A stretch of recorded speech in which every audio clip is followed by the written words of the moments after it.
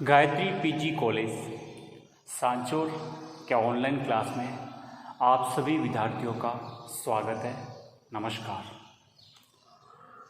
प्यारे विद्यार्थियों, हम BA third year political science विषय के अंतर्गत हमारे पेपर अंतर्राष्ट्रीय संबंध से संबंधित हमारा टॉपिक राष्ट्रीय शक्ति के तत्वों का अध्ययन कर रहे हैं।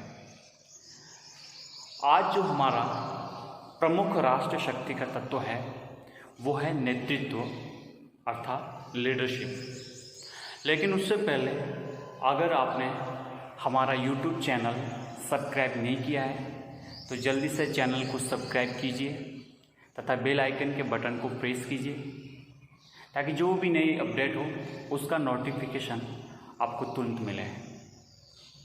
तो आइए आज हम अध्ययन करते हैं राष्ट्रीय शक्ति के एक प्रमुख तत्व जो है नेतृत्व लीडरशिप। देखिए, हम सभी इस शब्द से वाकिफ हैं कि कोई भी देश कितना शक्तिशाली क्यों न हो, अगर उसके पास कुशल, सक्षम और करिश्माई नेतृत्व नहीं है तो सब कुछ होते हुए भी वो राज्य, वो राष्ट्र अंतर्राष्ट्रीय जगत में और अपने राष्ट्र हितों की पूर्ति करने में प्राय असफल रहता है। इसलिए नेतृत्व कुशल, करिश्माई होना बेहद जरूरी है। अपनी शक्ति को अंतर्राष्ट्रीय जगत पर तथा अपने हितों की पूर्ति के लिए अंतर्राष्ट्रीय जगत के विभिन्न आयामों को प्रभावित करने में नेतृत्व एक महत्वपूर्ण भूमिका अदा करता है। आपको बेहद समझना जरूरी है कि किसी भी देश की लीडरशिप अपने आप में किसी भी देश की नेशनल इंटरेस्ट की सबसे महत्वपूर्ण एक बेस और नींव की भूमिका निभाता है। तो देखिए, हम समझते हैं कि कोई भी देश नेतृत्व के आधार पर ही अपनी राष्ट्रीय शक्ति को उचित दिशा निर्देश दे पाते हैं। अपनी राष्ट्रीय शक्ति में बढ़ोतरी तथा दिन प्रतिदिन इसमें वृद्धि के लिए तथा उसको उचित दिशा निर्देश, सबसे महत्वपूर्ण दिशा निर्देश, ये केवल नेतृत्व के आधार पर ही संभव है। प्राय हम देखते हैं कि कुछ देशों में जो हैं लोकतांत्रिक लेकिन कुशल नेतृत्व का अभाव है वहाँ पर, तो वो अपनी राष्ट्रीय शक्ति में वृद्धि नहीं कर पाते हैं तथा अन्य जो भी अपनी पास शक्तियाँ हैं उनका भी अंतर्राष्ट्रीय फलक पर स्पष्ट रूप से वो प्रदर्शित नहीं कर पाते। इसलिए ये बेहद जरूरी है कि नेतृत्व अर्थात कुशल नेतृत्व ही किसी भी देश की विदेश नीति तथा राष्ट्रीय शक्ति में वृद्धि का एक प्रमुख कारक रहता है। आप देखिए, नेतृत्व राष्ट्रीय शक्ति के अन्य तत्वों के बीच समन्वय स्थापित करता है। आपने देखे होंगे जो भी हमारे राष्ट्रीय शक्ति के अन्य तत्व हमने पढ़े, भूगोल को पढ़ा था, प्राकृतिक संसाधन को पढ़ा था, औद्योगिक क्षमता को पढ़ा था, हमने तकनीक को पढ़ा। इस प्रकार के कई राष्ट्रीय चरित्र मनोबल सबके मध्य सामंजस्य स्थापित करने का काम करता है, वो है नेतृत्व अर्थात लीडरशिप। आप देखेंगे, अगर लीडरशिप नहीं है तो विश्व फलक पर आप अपनी आवाज़ को बुलंद नहीं कर सकते। विभिन्न इंटरनेशनल ऑर्गेनाइजेशंस, विभिन्न रीजनल ऑर्गेनाइजेशंस तथा अन्य किसी भी संधि या समझौते या किसी अंतर्राष्ट्रीय संस्थाओं में आप अपनी छाप, अपनी इमेज नहीं छोड़ पाते। इसलिए जरूरी है कि आपका नेतृत्व किस प्रकार का है, किन हाथों में है और किस प्रकार से अंतर्राष्ट्रीय जगत में वो प्रभावित करता है, ये महत्वपूर्ण है। जो हैं वो अमूर्त हैं, उनको देख नहीं सकते, लेकिन नेतृत्व तो दिखता है। आप अंतर्राष्ट्रीय जगत में क्या व्यवहार करते हो ये सब दुनिया को दिखता है और जो दिखता है वो बेहद महत्वपूर्ण है। इसलिए एक महत्वपूर्ण कड़ी है। कई देशों का पतन नेतृत्व के अभाव में हुआ। अपन देखते हैं, पूरा हिस्ट्री उठा के देखते हैं तो शीत युद्ध और शीत युद्ध के पहले का काल, प्रथम और द्वितीय विश्व युद्ध जो हुए उस समय इसकी क्या नेतृत्व की भूमिका बनती है ये हमको बेहद अच्छे ढंग से समझ में आ सकता है। ठीक है, तो आप समझते हैं कि जो नेतृत्व होता है वो विभिन्न अन्य राष्ट्रीय शक्ति की जो तत्व हैं उनके मध्य समन्वय स्थापित करने का काम करता है तथा राष्ट्र अधिक से अधिक शक्ति प्राप्त कर सके, इसके लिए भी उच्च गुणों वाले नेतृत्व का अस्तित्व अति आवश्यक होता है। मतलब कोई राष्ट्र संतुष्ट नहीं हो सकता है कि बस अब आगे मुझे कुछ नहीं करना, मैं संतुष्ट नहीं। कभी भी कोई भी राष्ट्र अपनी शक्ति हमेशा दिन प्रतिदिन वो प्राप्त करता रहता है, क्योंकि दुनिया गतिशील है। किसी भी स्थिति की कोई चरम सीमा नहीं आती है। हमेशा नित्य नए आविष्कार, नित्य नई शक्तियों के कई रूप, कई बदलाव हमेशा आते रहते हैं। इसलिए ज़्यादा से ज़्यादा हमेशा राष्ट्रीय शक्ति को वृद्धि करने में नेतृत्व एक महत्वपूर्ण तत्व के रूप में भूमिका अदा करता है। लेकिन यहाँ पर भी ये भी बताया है कि उच्च गुणों से संपन्न कोई व्यक्ति हो या गुणों से संपन्न कोई नेतृत्व, उसका बेहद अति आवश्यक भूमिका रहती है। आप देखेंगे हमारी विदेश नीति का अध्ययन करते हैं तो सबसे पहले हम पंडित नेहरू के नेतृत्व का अध्ययन करते हैं, उनकी विदेश नीति का अध्ययन करते हैं। फिर हम इंदिरा गांधी की, उसके बाद में कई प्रधानमंत्री आए, लेकिन इतना उनका प्रभावी नेतृत्व नहीं रहा। हम वाजपेयी जी, अटल बिहारी वाजपेयी के नेतृत्व का अध्ययन कर रहे हैं और वर्तमान में हमारे प्रधानमंत्री नरेंद्र मोदी के नेतृत्व का अध्ययन कर रहे हैं। तो आप देखेंगे कि स्वतंत्रता प्राप्ति के बाद में कई प्रधानमंत्री आए और गए, लेकिन जो नेतृत्व इन 4-5 प्रधानमंत्रियों का रहा, ऐसा निकल नहीं रहा है। तो आप समझ सकते हो कि किसी भी प्रधानमंत्री का अपने उच्च गुणों से संपन्न होना, कुशल नेतृत्व प्रदान करना अपने आप में एक महत्वपूर्ण भूमिका निभाता है। तथा नेतृत्व का स्पष्ट प्रभाव युद्ध में देखा जा सकता है। जब भी एक देश का दूसरे देश के साथ युद्ध होता है तो उस समय नेतृत्व का स्पष्ट प्रभाव देखा जा सकता है। और आधुनिक युद्धों में युद्ध निर्देशक एवं युद्ध नीति निर्माण में विशेष इसका महत्व है।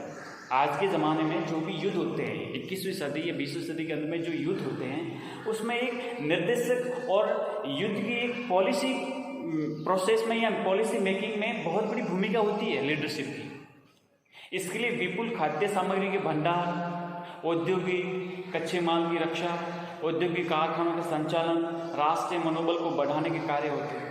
और ये सभी केवल कुशल नेतृत्व है तो ही संभव है, नहीं तो नहीं।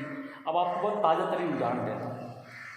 वर्तमान में जिस प्रकार से हमारा और चीन के मध्य जो तनाव बना हुआ है, आप देखेंगे कि हमारे देश के राष्ट्रीय सुरक्षा सलाहकार अजीत डोभाल, हमारे प्रधानमंत्री नरेंद्र मोदी जिस प्रकार से सीमा पर जाके हमारे सैनिकों का, हमारी सेना का मनोबल बढ़ा रहे हैं, तथा वर्तमान जिस प्रकार से एक अंतर्राष्ट्रीय जगत में विश्वव्यापी एक जो महामारी है कोरोना, इस डिजीज़ में जिस प्रकार से देश के विभिन्न आर्थिक तथा राजनीतिक क्षेत्रों पे चुनौतियों का सामना करते हुए भी देश को एक कुशल नेतृत्व देना, ये एक अच्छे गुणों से संपन्न नेतृत्व की पहचान होती है। अब आप देखिए, भारत चीन के तनाव चरम सीमा पर है। दोनों देशों की सेना अपने जो बॉर्डर है उस पर तैनात है।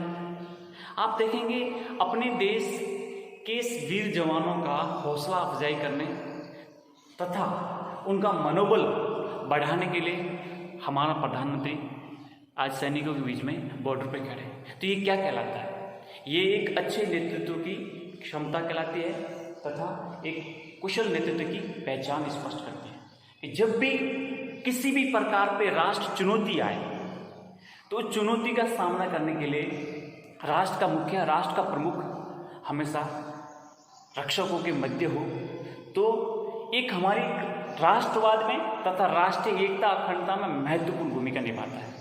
इसी प्रकार से आप देखेंगे 1971 के भारत पाक युद्ध में जो कुशल नेतृत्व की अपनी छाप इंदिरा गांधी ने छोड़ी, और यहाँ कुशल नेतृत्व जो प्रदान किया इंदिरा गांधी ने, वो आज भी बड़े गर्व के साथ याद किया जाता है। भारत के अपने राष्ट्रीय हितों की पूर्ति में बहुत बड़ी उसमें योगदान, उल्लेखनीय योगदान माना जाता है।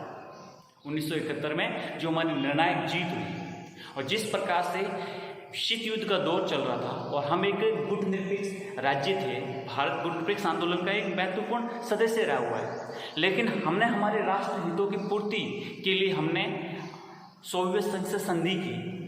ठीक है, शांति सुरक्षा के लिए हमने जो संधि की और संधि करके जिस प्रकार से हमने हमारे राष्ट्र हितों की पूर्ति करते हुए भारत पाक का जो युद्ध हुआ उसमें पूर्वी पाकिस्तान अर्थात बांग्लादेश की विजय और स्वतंत्र राज्य घोषित करना, इसमें आप भारत का नेतृत्व बेहद आपको प्रशंसनीय लगेगा और ये बिल्कुल कुशल नेतृत्व की एक पहचान है कि हमने बांग्लादेश की स्वतंत्रता के साथ साथ हमारे राष्ट्रीय हित और राष्ट्रीय शक्ति में बहुत बड़ी भूमिका, जो 1962 में सदमा था, उसकी पूर्ति में बहुत बड़ा एक योगदान रहा। तो इस प्रकार से कह सकते हैं कि नेतृत्व बहुत बड़ी चीज़ होती है। नेतृत्व के आगे सब गौण है। अगर और दूसरे अन्य तत्वों के दबे हुए भी हैं, लेकिन नेतृत्व उज्जवल है तो वो राष्ट्र आगे बढ़ सकता है, प्रगति कर सकता है और अंतर्राष्ट्रीय जगत में अपना एक इमेज और अपना जो इफेक्ट है उसको प्रभावित कर सकता है। ठीक है, तो इस प्रकार से अपन ये समझ सकते हैं। दूसरा, आपने देखा होगा ब्रिटिश प्रधानमंत्री चर्चिल। आपको पता है चर्चिल बेहद दम प्रवृत्ति के इंसान थे और आपको पता होगा कि द्वितीय विश्व युद्ध की समाप्ति के आसपास और इस युद्ध के काल में, शीत युद्ध के प्रारंभिक दौर में, चर्चिल उद्दंड प्रकृति के और क्रूर, मतलब यूँ कह सकते हैं आक्रामक प्रवृत्ति के इंसान रहे हुए। उन्होंने अपने कोटेशन कहा था कि हम समुद्र तटों पर लड़ेंगे, हम हवाई क्षेत्रों में लड़ेंगे, हम खेतों में लड़ेंगे, हम गलियों में लड़ेंगे, हम पहाड़ों पर लड़ेंगे, लेकिन आत्मसमर्पण नहीं करेंगे। इस कथन से क्या स्पष्ट होता है? इस कथन से स्पष्ट होता है कि कुछ भी हो जाए, हम डरने वाले मिटने वाले नहीं हैं, जान चली जाए लेकिन हार नहीं मानेंगे, आत्मसमर्पण नहीं करेंगे।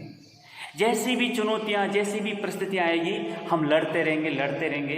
तो इस प्रकार से अपने सैनिकों और देशवासियों का आह्वान करना, मतलब उनके मनोबल को बढ़ाते हुए एक कुशल नेतृत्व प्रदान करना। इसलिए ये कथन उनका बेहद अंतर्राष्ट्रीय राजनीति में ये बेहद कई बार आपके अध्ययन सामग्री में भी शामिल किया जाता है और कई बार ये पढ़ा जाता है कि हम समुद्र के तटों पर लड़ेंगे, हम हवाई क्षेत्रों में लड़ेंगे, खेतों में लड़ेंगे, गलियों में लड़ेंगे, पहाड़ों पर लड़ेंगे, लेकिन कैसी भी चुनौतियाँ, कैसी भी परिस्थितियाँ, कैसा भी संकट, कैसी भी आपात स्थिति क्यों ना आए, हम हारने वाले नहीं हैं, हम झुकने वाले नहीं हैं, हम आत्मसमर्पण नहीं करेंगे। तो ये एक कुशल नेतृत्व को स्पष्ट करता है। बात स्पष्ट हुई। तो ये हमने देखा कि नेतृत्व क्या चीज़ होती है। अगला है हमारा जो राष्ट्रीय शक्ति का तत्व है, वो है कूटनीति अर्थात डिप्लोमेसी। बहुत ही एक महत्वपूर्ण तत्व स्पष्ट करता है डिप्लोमेसी। किसी भी देश की विदेश नीति की सफलता की जो कुंजी होती है वो कूटनीति होती है, जिसको इंग्लिश में डिप्लोमेसी कहते हैं। हमारा देश का राजदूत अन्य देश के जहाँ पर अन्य जो हमारे जिन देशों के साथ राजनयिक संबंध स्थापित होते हैं हमारे उन देशों से, तो जो राजदूत होता है वो हमारे कूटनीतिक संबंधों की पूर्ति करते हुए हमारे राष्ट्र हितों की पूर्ति करने में महत्वपूर्ण भूमिका अदा करता है। ठीक है, तो आप देख सकते हो कि किसी भी देश की विदेश नीति को व्यवहारिक रूप से लागू करने का जो कार्य करते हैं वो कूटनीति करती है। कौन करती है? कूटनीति करती है। अर्थात कह सकते हैं कि कूटनीति कौशल भी एक प्रकार का शक्ति के लिए महत्वपूर्ण भूमिका अदा करता है। आप देखेंगे कि हमारे जिस प्रकार के चाइना के साथ डोकलाम विवाद हुआ, तो उसमें हमारी जो विजय हुई और चाइना को पीछे हटना पड़ा, ये कोई युद्ध थोड़ी हुआ था, ये हमारी कूटनीति के माध्यम से उनको विजय प्राप्त हुई। कूटनीति के माध्यम से विजय प्राप्त हुई। हम इस प्रकार हमारे राष्ट्रीय हित, नेशनल इंटरेस्ट को मेन प्रेफरेंस में रखते हुए, आगे रखते हुए, हम किसी दूसरे देश के साथ जो डायलॉग करते हैं, जो वार्ता करते हैं, उन वार्ता के माध्यम से किसी समस्या का हल निदान करते हैं, तो वो एक प्रकार से कूटनीति की विजय कहलाती है। ठीक है, कूटनीति किसी भी समस्या का तुरंत प्रभाव से निराकरण करने का काम करती है, ये आपको समझना चाहिए। जिस प्रकार से मनोबल शक्ति की आत्मा है, राष्ट्रीय शक्ति की आत्मा क्या है? मनोबल। तो उसी प्रकार से कूटनीति उसका मस्तिष्क है। कहने का तात्पर्य मस्तिष्क के द्वारा, विचारों के द्वारा प्रभावित करने की जो कला होती है वो कूटनीति कहलाती है। बात स्पष्ट हुई। किसी भी देश के पास महाशक्ति बनने के कई साधन होते हैं। उत्कृष्ट भौगोलिक स्थिति, प्राकृतिक संसाधनों की प्रचुरता, आत्मनिर्भरता, औद्योगिक उत्पादन की उन्नति, सैनिक तैयारी, अच्छी जनसंख्या, सब कुछ होने पर भी वे लाभ नहीं उठा पाता है जब तक कि उसके पास कोई उत्कृष्ट कोटि की कूटनीति न हो। आपके पास कितने सब कुछ क्यों न हो, आपके पास डिप्लोमेटिक या डिप्लोमेट अच्छे नहीं हो तो आप सब कुछ होते हुए भी हार जाते हो। किसी देश के साथ अपने हितों की पूर्ति करने में आप किस प्रकार से कामयाब होते हो, किस प्रकार की एक वार्ता कला के माध्यम से अपने बिना नुकसान किए हुए अपने हितों की या बिना कुछ संसाधनों का व्यय किए हुए अपने हितों की पूर्ति कर पाते हो, वो डिप्लोमेसी है। इसलिए कई बार ऐसा होता है कि दुनिया में कई आपको उदाहरण मिलेंगे कि सब कुछ होते हुए भी कूटनीति के मामले में कई देश पीछे रहे हैं। आज हमारे बड़े गर्व के साथ कहते हैं कि हमारे देश की जो कूटनीति, हमारी जो डिप्लोमेसी और हमारी जो विदेश नीति के संचालन में हमारे जिस प्रकार से डिप्लोमेसी का जो एक माध्यम का प्रयोग किया जाता है, बेहद काबिल तारीफ है, विश्व स्तर पे हमारी पहचान होती है। जिस प्रकार से डोकलाम में चीन का पीछे हटना हमारी कूटनीति की बहुत बड़ी विजय कहलाती है। और आज भी जो हमारा चीन और जो लद्दाख और लेह में जहाँ पर हमें गलवान घाटी में जो तनाव बना हुआ है दोनों देशों में, तो हमारा कूटनीतिक स्तर पर बहुत बड़ा प्रयास शुरू है और हमें बेहद नज़दीक भविष्य में ये भी पता लग जाएगा कि हम कूटनीति के माध्यम से इस समस्या का हल भी ढूंढ लेंगे। ये भी स्पष्ट है, ये भी स्पष्ट है। तो आप समझ सकते हो कि कूटनीति की किसी भी देश की राष्ट्र शक्ति में क्या क्या भूमिका होती है। सब कुछ शक्तियों से संपन्न होते हुए भी आपके पास एक अच्छी कूटनीति नहीं है तो फिर हम वहीं हार जाते हैं। ठीक है, आप देखेंगे कि द्वितीय युद्ध से पहले अमेरिका ने एक प्रकार से आइसोलेट की भूमिका निभाई थी। आइसोलेट ये समझ सकते हैं कि अपृथकतावादी या फिर मतलब ये पृथकतावादी के तौर पर समझ सकते हो कि दुनिया के किसी भी गुट से, दुनिया की किसी भी शक्ति संपन्न राष्ट्रों के समूह से मुझे कोई लेना देना नहीं है। पृथकतावादी, आइसोलेट हो जाना, बिल्कुल आइसोलेट। दुनिया की जो भी चल रही है घटनाक्रम, उनसे अमेरिका को कोई लेना देना नहीं। जो हो रहा है उसको होने दो, उसमें अपनी कोई भूमिका नहीं। कारण क्या? किसी भी अंतर्राष्ट्रीय जगत में, अंतर्राष्ट्रीय फलक पर अपने आप को स्थापित करने के लिए आपको अपने आंतरिक या अंदरूनी तौर पे मजबूत होना पड़ता है। मजबूत होंगे तभी आप अपनी बात सक्षमता के साथ आगे रख सकते हो। इसलिए जरूरी है कि आप एक, जब तक सामाजिक, राजनीतिक, आर्थिक, यहाँ सैनिक, सामरिक, तकनीक, अन्य क्षेत्र होते हैं जिसमें आप प्रभावी ढंग से मजबूत हो जाने के बाद फिर अंतर्राष्ट्रीय राजनीति में आप एक खिलाड़ी के तौर पे आएंगे तो आपको फिर पीछे देखने की आवश्यकता कम रहती है, बल्कि आपको अपना एक लीडरशिप, अपनी डिप्लोमेसी के माध्यम से आप अपने राष्ट्र हितों की पूर्ति करते हैं। तो अमेरिका ने ऐसा ही किया था। अमेरिका ने द्वितीय युद्ध से पहले अपने आप को इतना इन्वॉल्व नहीं किया जितना द्वितीय विश्व युद्ध के बाद इन्वॉल्व करता है। आई बात समझ में? इसलिए अमेरिका ने काफ़ी लंबे समय तक आइसोलेट की अपनी पॉलिसी अपनाई थी। ठीक है, तो ये हम समझ पाए कि कूटनीति क्या चीज़ होती है। इसके अलावा कुछ और गुण तत्व होते हैं, उसमें से अपन समझते हैं शासन के गुण।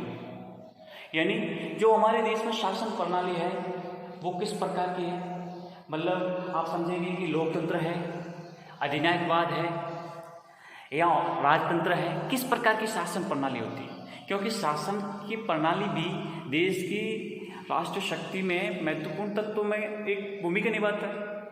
लोकतंत्र है, लोकतंत्र में भी किस प्रकार की शासन प्रणाली है, क्या ये सब कुछ कि शक्तियों का केंद्रीकरण है, शक्तियों का विकेंद्रीकरण है, किस प्रकार का पॉलिटिकल सिस्टम है, डिसीजन मेकिंग प्रोसेस में जनता की क्या भूमिका है, ये सब कुछ महत्वपूर्ण ये भी प्रभावित करता है। प्राय विविधता वाले देशों में, अधिक जनसंख्या वाले देशों में, कम जनसंख्या वाले देशों में बहुत कुछ समस्याएं आती हैं, तो ये भी एक महत्वपूर्ण फैक्टर के रूप में ये भी प्रभावित करता है। दूसरा, औद्योगिक क्षमता। औद्योगिक क्षमता मतलब आपके राष्ट्र, आपके राज्य की, क्योंकि हम देखते हैं कि अभी द्वितीय विश्व युद्ध की समाप्ति के बाद से हर राष्ट्र वैश्वीकरण, ग्लोबलाइजेशन में अंधा हुआ है। हर राष्ट्र इस औद्योगिकरण के पीछे बढ़ा हुआ है, ज़्यादा से ज़्यादा विकास करना चाहते हैं। Economic development, economic power, economic capacity को डेवलप करने की हर किसी में एक होड़ मची हुई है। ज़्यादा से ज़्यादा औद्योगिक दृष्टि से मैं मजबूत बनूँ। आई बात समझ में आपको? कोई राष्ट्र ये नहीं चाहता कि मैं गरीब था तो गरीबी रहूँ, वो ज़्यादा से ज़्यादा अपना विकास करना चाहता है, अपने लोगों के जीवन में बदलाव करके लोगों के जीवन को उच्च जीवन स्तर प्रदान करना चाहता है।